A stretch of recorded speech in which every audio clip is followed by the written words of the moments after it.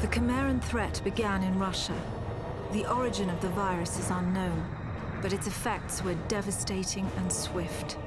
In the 1930s, reports of biological experiments began leaking out of Russia. Then reports of villages destroyed overnight. Then entire cities. We feared the Russians had developed a weapon of unparalleled power. The truth was far worse. The Chimeras stayed sealed within Russia for over a decade. Then, in 1949, they launched an attack that overwhelmed all of Europe in a matter of weeks. For several months, we thought England was safe. But in October of 1950, the Chimera burrowed under the Channel. We had prepared for them, but in 3 months' time, the war was lost.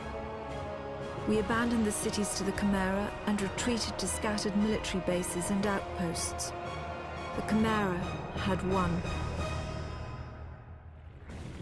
On July the 11th, 1951, the Americans launched an assault on the eastern coast of England. On the second wave of that assault was a sergeant named Nathan Hale.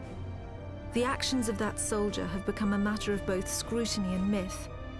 What follows are the known events of his life, from July 11th to July the 14th, the day he was last seen.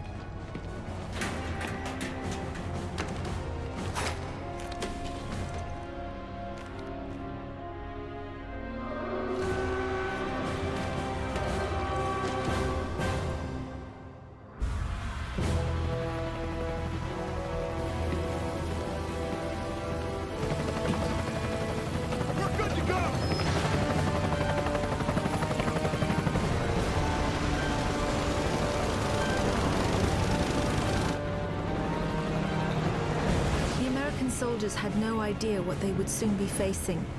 The US government had sealed its borders in 1950.